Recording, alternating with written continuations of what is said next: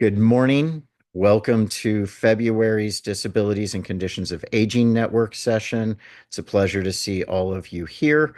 For anybody who is new, and I don't know that we have anybody new today, but just in case, or anybody who watches it later, this network is about connecting the different organizations and people throughout Indiana that work within the disability community and simply giving us a monthly opportunity to connect, to talk about what is going on within our different niches of that community, and to support each other, to celebrate, to talk about threats to the community, and also to begin to reframe that community as not just a community but a culture, because people with disabilities do actually represent the most cross demographic, exponentially growing culture in the world. And so, with that said, I'm Jeremy Warner. Walking Spirit is my organization, which is here to consult with businesses in the private sector about how to be more accessible, programs in the public sector if they needed that, and also providing public speaking services, coaching for any individual with a disability who's trying to connect. And that really is about getting them to you, the folks who are able to specialize in their needs and help them the most. And uh, also, I'm excited to share that we are hoping that within the next couple months, in addition to Walking Spirit, the Spirit Therapies side of our LLC will get back up off the ground and be providing different therapeutic supports, including sound baths. So we're looking forward to that, as well as Reiki and IET, which my wife would be annoyed with me for getting wrong. It Sonia, do you remember what IET stands for? Because I always call it intergalactic energy transfer, and that's not right. You're muted, Sonia. So, no. That would be a no. That's an Yeah, arena yeah, question. it absolutely is. And my phrasing of that is absolutely wrong. So that's me making fun of it sometimes, which is not the case. It is basically where Reiki is utilizing universal energy to heal. IET is about removing negative energy that we keep with us. So these are things that my wife specializes in.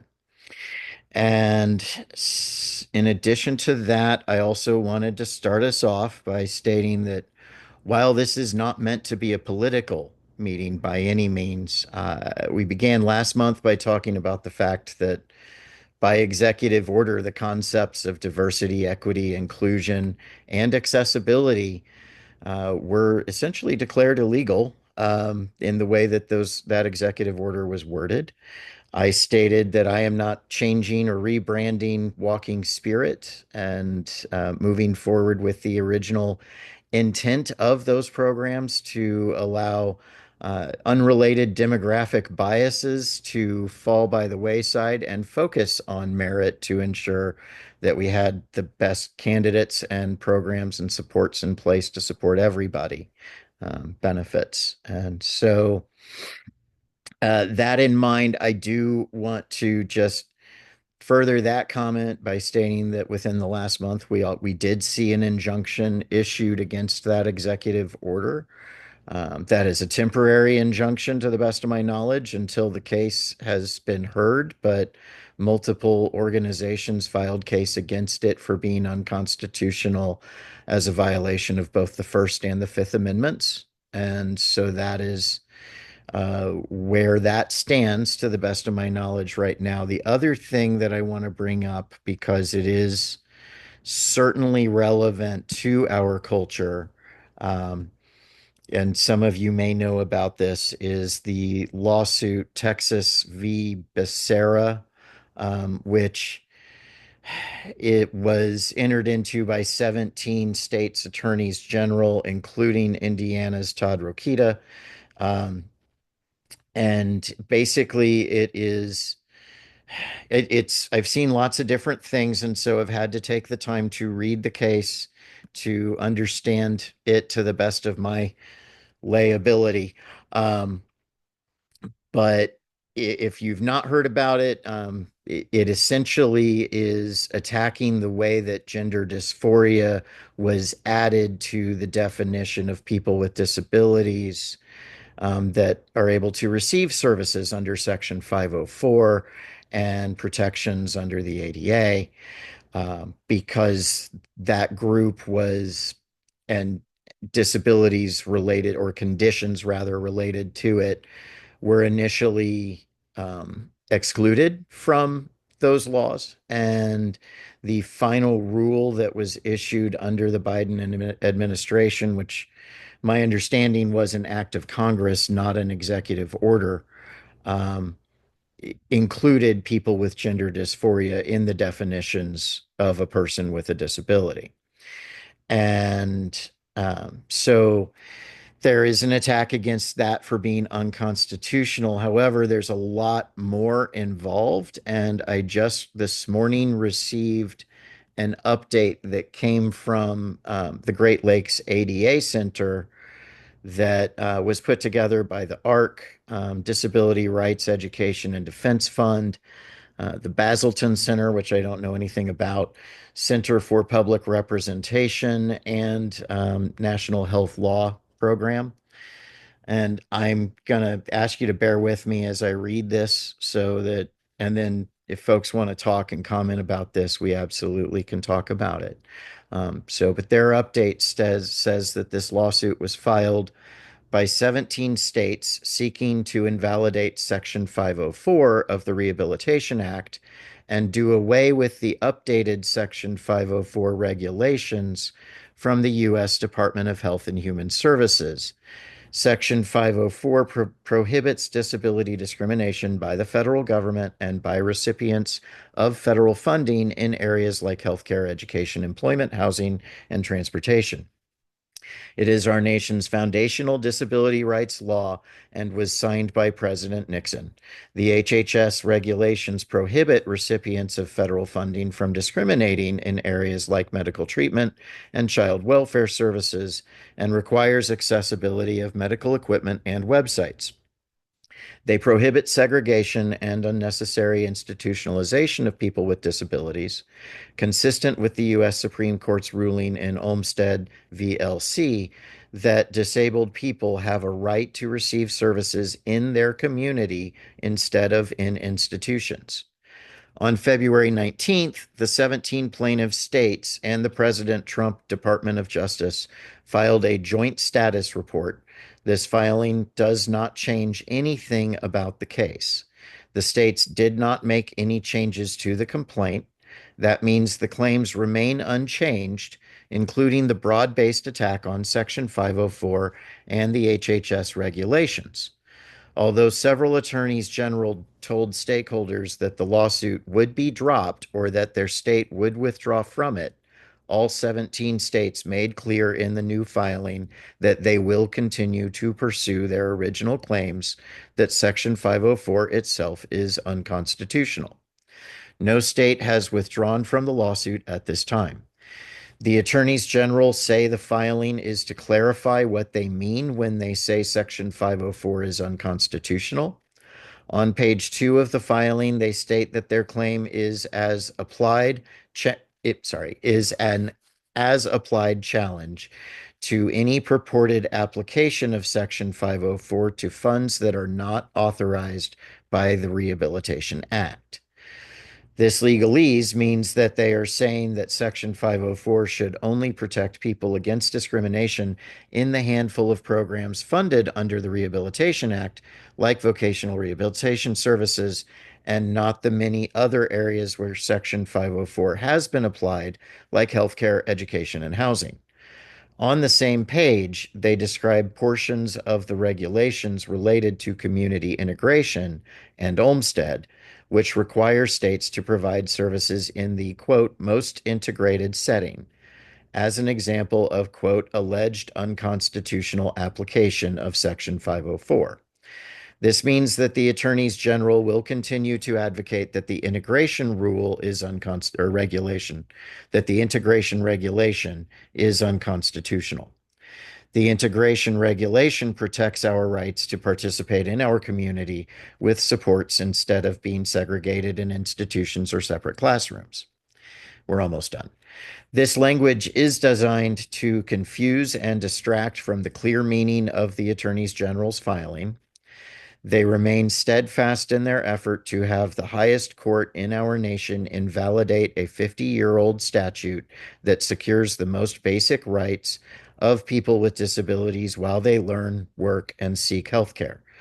If successful, the Attorney General's action would invalidate students' rights to a 504 plan in school, parents' rights to accessible kiosks in their doctor's offices, and the accessible transportation that people with disabilities need to work and take care of themselves.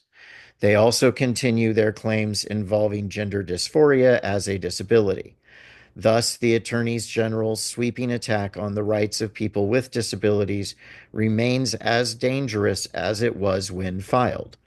The Attorneys General also make clear that they will aggressively attack the rights recognized and upheld by the Supreme Court in Olmstead, that segregation and unnecessary institutionalization of people with disabilities is discriminatory and illegal, and that people with disabilities have a right, like everyone else, to receive health care and other services in their homes and communities. The parties asked for an indefinite pause of the briefing schedule in the case. While we had hoped that the attorneys general would drop this case, a pause at least means that the lawsuit is on hold for now. This new filing ignores the concerns of the disability community. Section 504 and the HHS regulations are still at risk. Advocates in the 17 states should continue to contact their AG and ask them to drop the case. We encourage you to coordinate with other local advocates for most effective messaging. DREDF will be updating its webpage, including FAQs and to help advocates. Contributions also by Allison Barkoff, Hirsch Law, Health Law and Policy Associate Professor, George Washington University.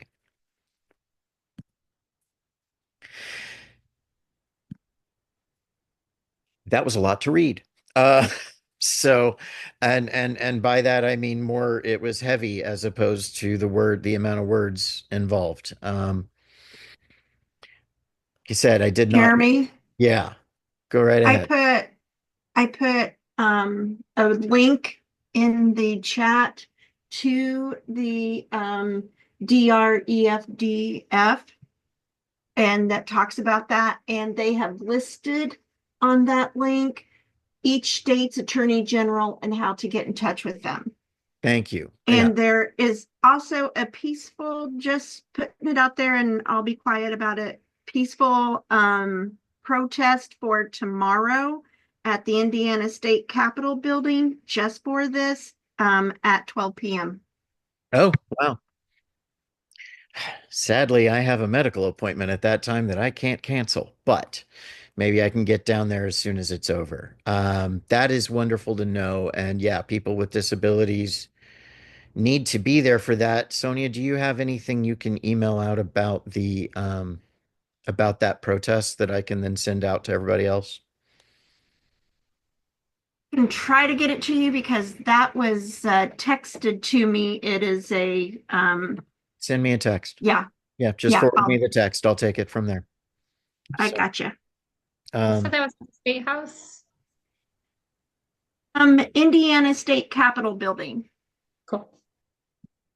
so, and that our community, our culture, by its very nature, struggles to get out to such things. And yet it's so very important that we do show a presence. And I know last month, and Sonia, you might want to talk about this too when you talk about what's going on with accessibility, but I know two executive directors, Tammy Themmel from our own accessibility and John Gingrich from the League, which is up in northeastern Indiana. They both testified last month before our state Congress in matters related to people with disabilities. And it's wonderful that they were there to testify. What I did not see in that picture was an overwhelming presence of people with disabilities standing and sitting behind them to support their testimony and how vital it is that our legislators listen and and realize remember that we are part of their constituency and that we cross all other demographics in their constituency. So, um, yeah, that's a big thing. I'm going to get off my soapbox by just ending by my comments by stating that some of you have already received, and the rest of you will receive individual emails from me over the next several days related to what my work has really been this year so far, which has been trying to coordinate an unconference for specifically 50 people with disabilities throughout our state who are not necessarily engaged with the disability community, but who want to become advocates and leaders within our culture, within Indiana. And specifically for that reason, we are focusing on finding folks who are not already working for a traditional organization that would, serve people with disabilities, that would already be providing them with that kind of education and training in their work. We want to reach those folks who don't have access to that and give them the opportunity to become that next generation of leaders. And that is something that I keep hearing at both a national level and a local level, is that the disability rights advocates and activists, and those are two different things, but those folks from the time that pushed Section 504 and the ADA and Olmstead and all of that legislation through, the people that climbed those steps, that population is aging, and it's more important now than I think ever before in our nation that we develop that next generation of leadership. And as much as I want to be part of that, I feel like I'm in the transition of helping one generation hand the torch over to the next, because I'm staring at 50 and it feels like 70 as a result of the trauma that I sustained years ago. So, that said, I am going to open the floor for folks to talk, since we've started out a little bit differently. And I know I typically pick folks, but I kind of just want to allow us to have a moment of uncomfortable silence until one of you decides that you want to chime in and speak up. So please don't make that a really long, uncomfortable silence. Oh no, I'm gonna jump right in because I am not good with You uncomfortable. usurped me, Kristen. I was gonna jump right in, but you go right ahead. Just to talk a little bit about what Jeremy just said. So as someone else who is staring 50 in the face, um, the one thing I'm seeing, because I do have a teenager, the one thing I'm seeing is we really need to get them to understand that they can make an impact. I don't see. Okay, so I remember like when I was his age, also I was much badder than he is, but when I was his age, that's when I was really starting to understand like where I stand politically in the world. And then it went into like my, 22, 23. And as part of that, also if I became a mother, what would I want to be like? And I do wonder sometimes because I'm very, very close to my kid and I was not close to my parents at all. And I do wonder sometimes if because he is so close to me, he hasn't had that little push to figure out who you are. You know what I mean? If I'm making sense? Am I making sense? Oh, Okay. absolutely. Okay. So that's what I look at, kids these days. Um, that's their little push of figuring out who they are, like what's going to be their thing. My parents lived through Vietnam. My dad was in Vietnam. I remember my dad being like, you didn't live through that. What do you have to be angry about? And then here we are with, Nirvana and the Foo Fighters and, all this music coming out and Rage Against the Machine. And I'm like, this is what we're mad about. So I think that that's what kids these days are trying to figure out, but it's slower than we did. If that makes sense. Jeremy, am I making sense? You read, Kristen. Am I making sense? You are absolutely making sense. As a Okay. as a step parent, I see that. I think it's something indicative of the entire generation, not just your kids. And I don't know how much of that has been because of how we have raised them, or how much of that has just been because of all of the noise. Uh, Yeah. yeah. And access to all of the noise. Yes. We Yes. didn't have access to all of the noise. No, we had to go out and find it. Yeah. And that's how we had the getting into our own interests and the time out of the house away from mom and dad to figure out who we were, because you couldn't just access it online. And yeah, it's very different.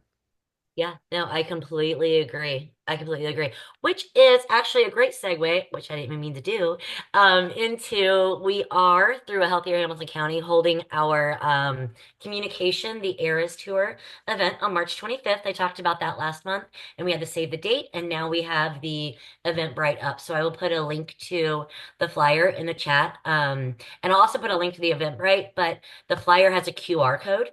So please feel free to send that forward, pass that on. The idea behind the event is communication across generations. So when someone signs up, we want them to bring someone of a different generation that they love. So the parent signs up, please bring a kid. If a kid signs up, please bring an adult that's important in your life, because our activities and presentation are going to be focused on language. So how language has changed over from one generation to the next. We're going to focus on tech. So how technology and this whole, like you said, like we just talked about, the noise, right? Like it's always there. And our kids are so used to it and we're so not. And how that sometimes creates a communication barrier. And then at the end, we're going to have the parents create a storybook about a memory that they have. And the idea behind that is that even if we were at the same thing, we're going to remember things differently because we all have individualized perspectives. So we really want at the end to kind of get into that. Even if, you live in the same house, everyone's perspective is individualized and everyone is an individual. Therefore, the way that they remember things, feel about things, and communicate about things are going to be different. So I'll put all those links in the chat, and we're super excited, and please sign up and bring someone, and that would be fantastic. Oh, I should say, it's at the Delaware Township Community Center. So that is in Fishers on East 131st Street. It's the building in the back behind the trustee's office. Thank you very much.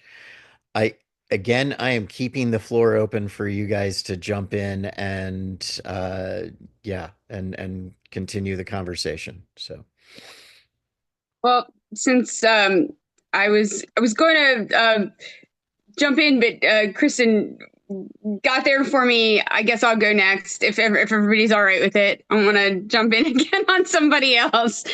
But I first of all, I wanted to apologize for not being at last month's meeting. My father-in-law passed away unexpectedly, and I was, dealing with his funeral, and so I was away. So I apologize for that, but I'm happy to be back. But I wanted to kind of agree with what Kristen was saying about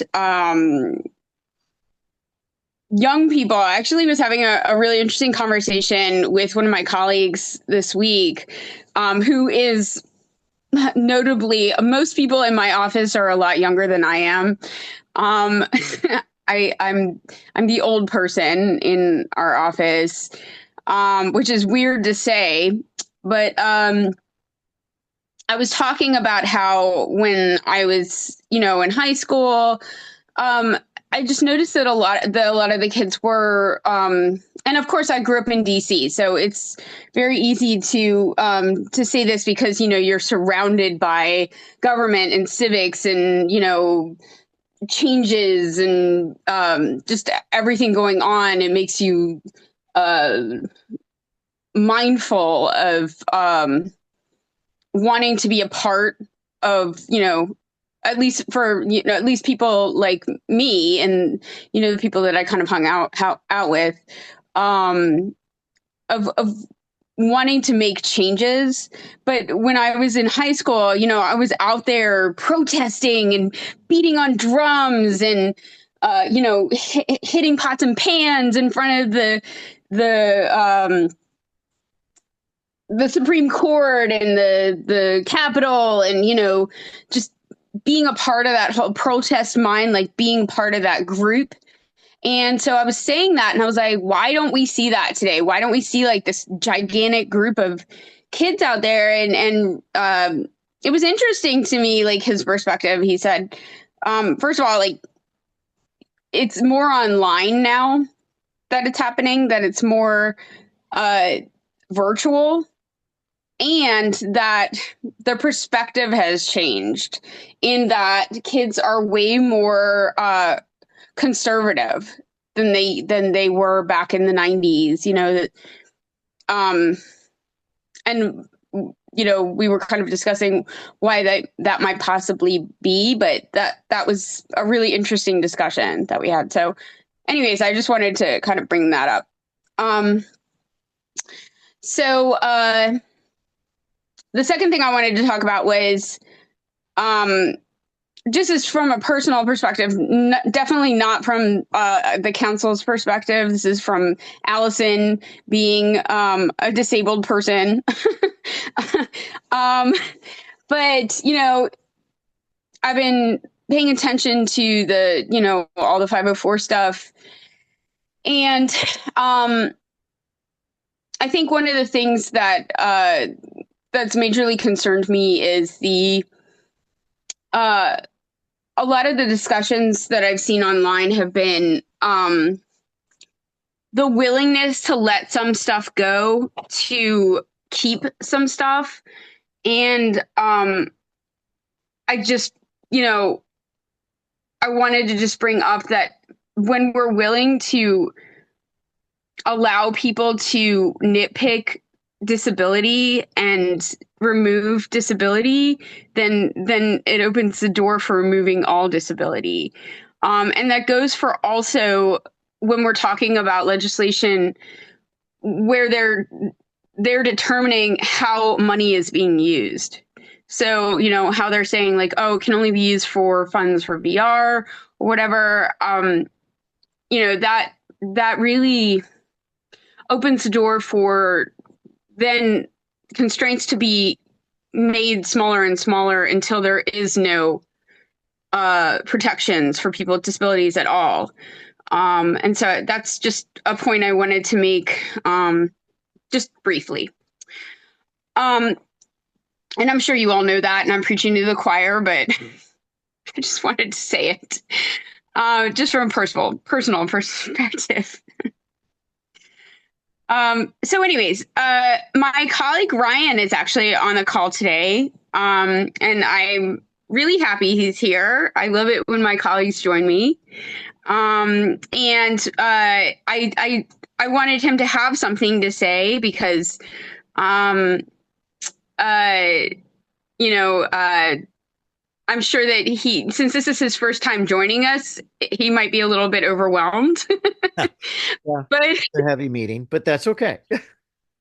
But we are having our Ryan, did you want to share about the summit, or did you want me to do it? You can go ahead. That's fine. Okay. He's usually, I know Ryan very well, and he's usually very shy in these kinds of instances anyway, so I just wanted to give him the opportunity. But we're having our a summit in March, on March 10th and 11th. The Governor's Council is having that. And we are, it's a 2-day summit. There's going to be a lot of, there's going to be a couple panels. We're going to have some speakers, some guest speakers. It's open to the public, and the registration is on our website. And the registration closes tomorrow. So I wanted to let everybody know that. We already have a quite sizable group who's already registered, but we would love to have more. So please sign up or put that out to your organizations if you want to. We're very excited about it, and there's more information on our website. So Thank you. Did you put that in the chat, the website link? I will. Okay. I only have my email, but I will put the website link, or Brian can do it if he wants to. If he wants to jump ahead of me. Perfect. I do want to say, yeah, we're preaching to the choir. This is our gathering of the choir each month, but we're recording this, and February's been a rough month, and I haven't gotten January's stuff up on my website yet, um, but this will be posted on YouTube. It will be posted on my website, folks. You're all welcome to link to it once it's up. And I mean we don't have to keep this conversation just between us. We can put it out there publicly. And that's something that was really my goal with this to begin with, was to get that public conversation taking place. So I think it's important to say those things and to speak up about that amongst each other. And to your point about the giving away an inch and then they take a mile, and the risk of that, when the first stuff about this case against 504 came up, a very good friend of mine who is a staunch Republican, who is a person with a disability himself, read this information, read the case, read what I put out there about it, reached out to me, and said that he encouraged me to read the case too, and which I had, and we talked about our differing perspectives, and his is very much by the letter of the law, which is why it doesn't concern him that they are questioning gender dysphoria's role within the definition of a person with a disability, because the original approach to the ADA did exclude people with that condition and similar conditions. And so his perspective on it was that the way that was added to the definition wasn't appropriate. And so he felt that it was fine for this attack on 504 to take place. My perspective, and he thought that I was coming at it as a person who is an ADA trainer, that I was coming at it from the wrong direction. And I explained to him that my perspective on it was more of a layperson who reads the plain language in the law that doesn't say anything about exclusions from the definition of a person with a disability. Because when we do the training, when we read information on Google about the Americans with Disabilities Act, it says these are the definitions. It doesn't say, with the exception of anybody who falls into this gender identity area, which that to me doesn't matter. What matters to me is that it doesn't say that when you look it up. It says people who are perceived by others as having a disability are included in the definition, as well as mental and physical impairments that substantially limit one or more major life activities or have a history or record of such an impairment. So I approached it from that perspective with him, and at the end of the day, whether or not the way that gender dysphoria was added to that definition, people who experience gender dysphoria were added to the definition that gave them those civil rights protections. And my perspective is you don't attack the weakest link to thin the herd. And when that happens, we've got to stand up with them, whether or not they got those protections when the law was written or after the fact. What matters to me is that they have those protections, and we should not allow them to be taken away.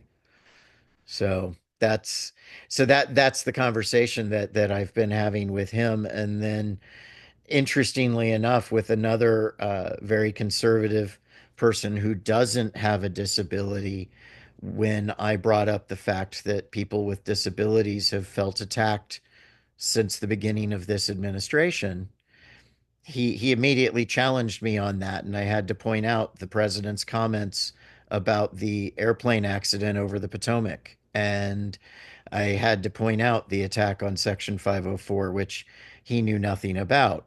And when I explained the gender dysphoria piece, before telling him how that group became part of that definition, um, his immediate response was, "Well, that is definitely a mental impairment that affects life activities. You don't need to know the exceptions. All you need to know is what the definition is. And if lay people see somebody as falling into that category, then they should."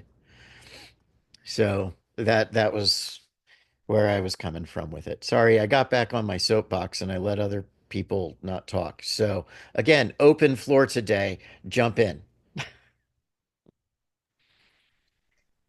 Jeremy, I appreciate your soapbox, um, mainly because, and I think it just goes across so many different levels and things like that, that it is disheartening that one could say, hey, I was affected by this. And to instead of someone immediately trying to understand, that it always feels like there's that resistance of, well, prove this, prove how this affects you, and prove how. And it's like, why can't you just take my word for it, or just, come with an understanding ear versus a no and a it's just such a thing, especially now, and especially since the beginning of this year, that there are so many people in so many fields that, have received unfair treatment, and just to be talked to or about or around a certain way. And I feel like one of the things that just kind of burns my buns a little is just that it's becoming more widely accepted to be to be that way, instead of showing compassion and consideration. So I appreciate your soapbox. Thank you.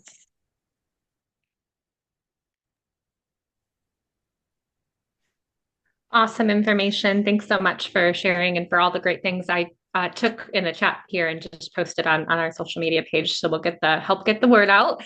I wanted to share with you guys a couple fun things that we have going on here with Uniquely You, just to keep you in the loop. I put a couple fun things in the chat box. We're actually opening up a great new section in Uniquely You Monthly. And if you have interest or know of others that have interest, we're going to do a professional spotlight, and just every month shine a light on a different professional expert, and have them share a little bit more about their journey and things they've learned, and resources to help the community. And so I went ahead and put that link in the chat box. And if you want to be a part of that, you're welcome to submit those questions there. And I'm sure some questions might be pertinent, some may not be, but you can be as thorough with it as you choose. And then once you submit that back, our team can help write that. Of course, you can write it in your own words and your own perspective as well. And we can help with any final edits with that. But super excited to bring a professional expert spotlight into the community. We also, for May being Mother's Day and June being Father's Day, I included two links for us to feature our pictures worth 1,000 words. Individuals can upload pictures of their parents and put in words of love, encouragement, and support just to honor our parents for Mother's and Father's Day. So that's something we can do. And then we are also doing a moms and caregivers weekend retreat that's coming up the first weekend in May at Tito Organic Farms. And that is something where we are looking if people would like to donate to help sponsor people that they know to help them be able to come and be a part of the retreat. Oftentimes, as you know, parents and caregivers never really get a break, get an evening out. And for most people that come, they've never had a chance to ever get a break. So it's such a good uplifting weekend. We do it for about 24 moms and caregivers in the community. And this is our fourth annual one that we've been able to put on. So if you're interested in sponsoring somebody to attend, or if you're interested in helping to cover any of the food or coffee or things that we do with activities, the link I'll put in the chat box as well. And then two more really quick things. I put the link in the chat for you guys, but our company does have Highport Digital, which can oversee everything digitally. And as they're working with thousands of people across the nation that run businesses, they're really seeing that there's a huge need to help come alongside businesses and support them with their newsletters and with their social media posting. Because when you're running a business, it's almost a full-time job just trying to get everything out into the community. So if you have any interest, you're welcome to reach out. Happy to walk you through kind of those opportunities. But our Social Connect program will allow our company to create 18 posts per month, which you then can approve, and then they automatically will post to your Facebook and Instagram, keeping you engaged in your current, audience and following.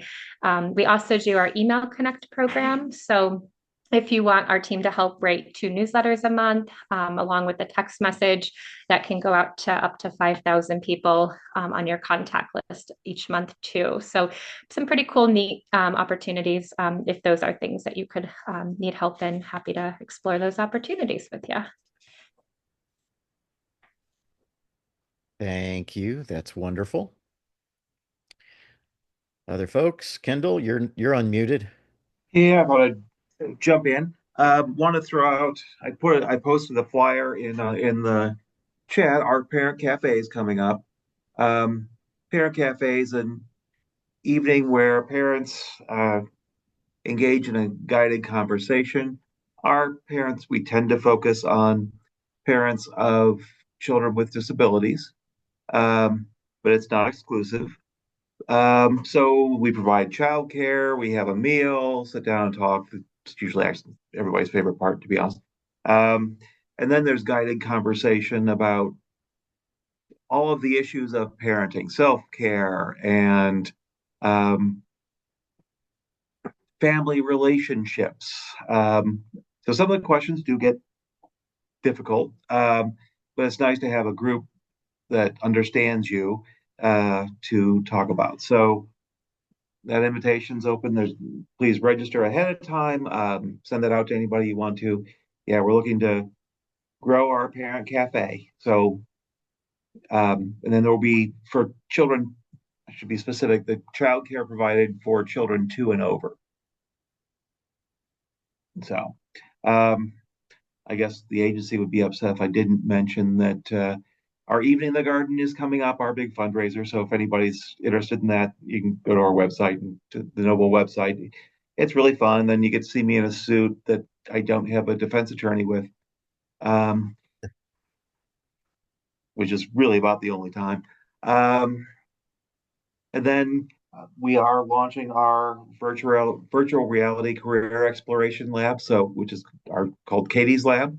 We're very excited. We're giving job seekers with disabilities the chance to try on about 90 different professions through a virtual reality setting, so we can explore in a realistic way what they'd be doing as a medical assistant, a veterinary assistant, welder. So we're launching that through our programs, and those are my big things. All right.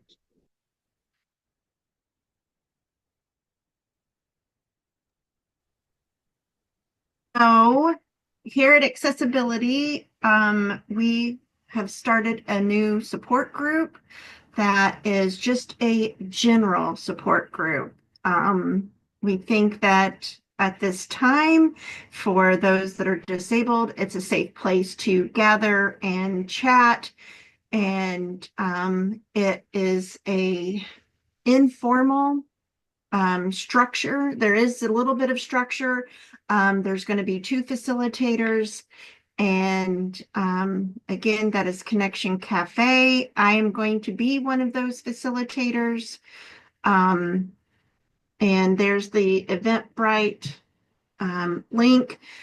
Again, with everything that's going on, we've been talking to consumers and they're just like, I need to talk to somebody. I need to do this. So this is kind of an answer to that. And we're hoping to get that out in the community and cultivate a community of disabled people where they have a voice, where they feel safe, and just talk about everyday things. So there's that. Jeremy, I sent you in Messenger because that was the only way I could get it sent to you.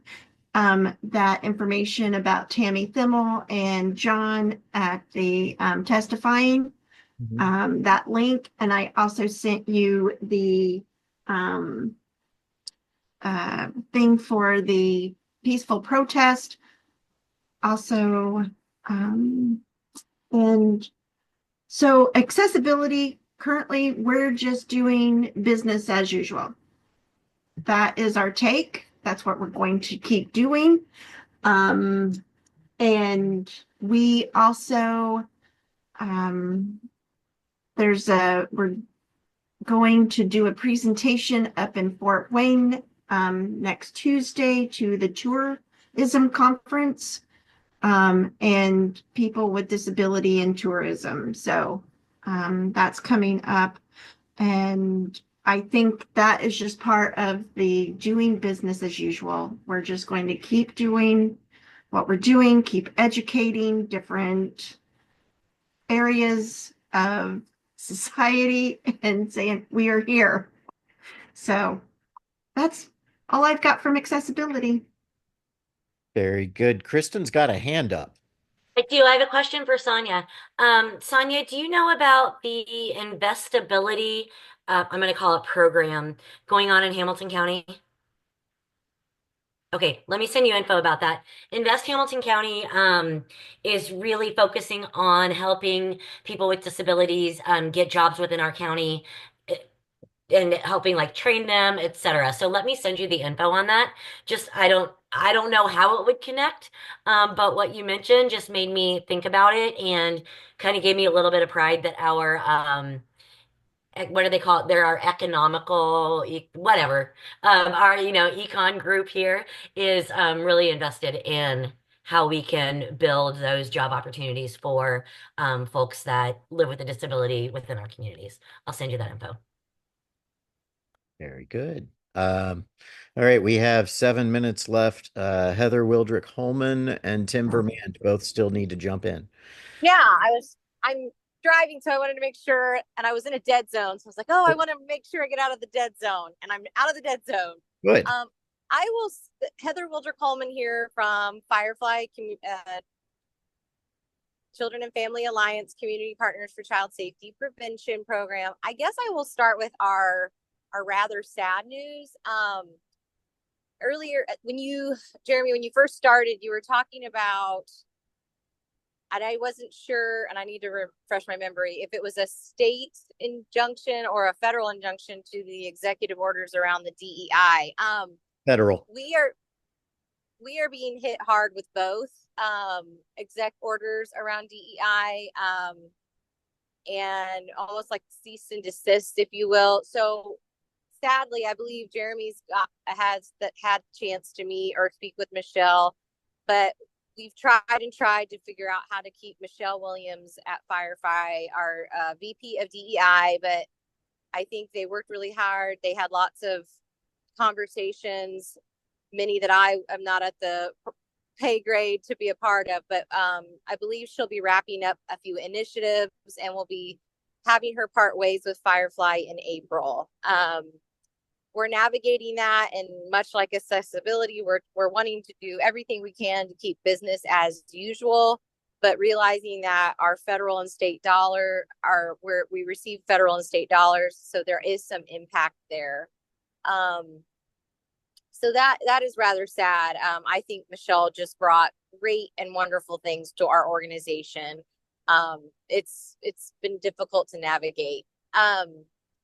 And then, but in other, I guess, a little more glimmers for the organization, we received funding, I believe, from Early Learning Indiana to roll out an attachment play initiative. So we're going to be working on across several programs, Marion County specifically, getting various caseworkers trained on this attachment play therapy model.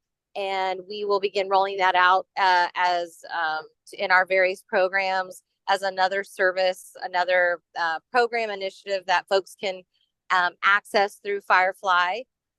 I want to also highlight, I believe I highlighted it last month as well.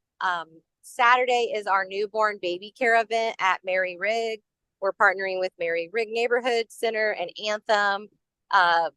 Those presentations will be available simultaneously in Haitian Creole, Spanish, and English. Lots of great giveaways and providers to visit with and learn all sorts of great things about caretaking of our babies. And then lastly, we are gearing up for April Child Abuse Awareness. So if anyone at all is interested, we'll be doing our pinwheel coloring raffle. We do these, we're working to get connected to daycare centers or anyone that has littles for a really fun, cute handprint craft. And our pinwheel gardens and all that fun stuff. We did get chose to dye the canal blue downtown. I believe we'll be doing that on April 25th. And yeah, we're just staying busy, but I wanted to definitely share in this space our rather sad news about parting ways with Michelle. Yeah, that is terrible to hear. And please tell her I'm terribly sorry to hear that. And that I hope that she stays in touch with me wherever she goes, and I'll send her an email as well. But Sounds good, Jeremy. Thank you. but I do know it was a federal injunction against Trump's executive orders on DEI that essentially it, like I said, temporary, and it prevents the federal government from enforcing that until the cases have been heard. At the state level, I don't know that anything has been done to stand up against Braun's orders. So, and I need to look at that. But Heather, are you connected with ChildCare Answers regarding your early childhood project?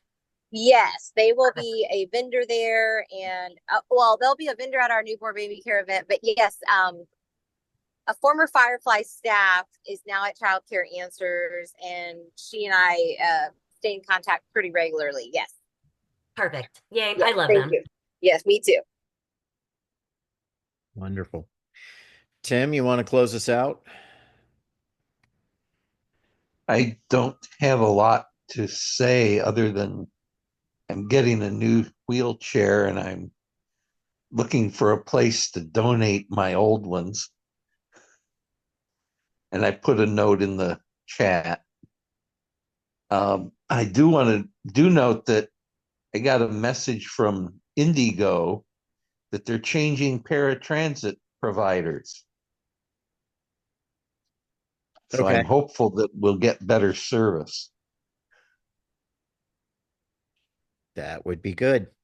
It looks like Kendall has already left, so he might have had the ability to comment on that being part of the MAC, but that's good news to hear. In regards to places to donate old chairs, I would be curious about what whether that is something that accessibility might like to have, or if you guys don't really give used stuff. Your point is to get people the best equipment possible. Um, Yeah, I mean, when he said something, I thought about it. I don't know that we would have any place to store it is the Sure. only issue. We have Yeah. been downsizing a lot and getting rid of everything that we already have. So, yeah, I don't know about that, Maybe but we'll churches. keep it in mind. Yeah, maybe. Maybe new motion, that might be an option. And they, if not, may know somebody or a place locally that does do that. That's where we got our son's adaptive stroller and car seat. So maybe reach out to New Motion. Oh, good. Yes, good one. Yeah. Yeah, New Motion, also National Seating and Mobility. But and that, I'm actually going through the process of getting repairs done to my chair, and that has been Ah, ridiculously slow and frustrating. yeah.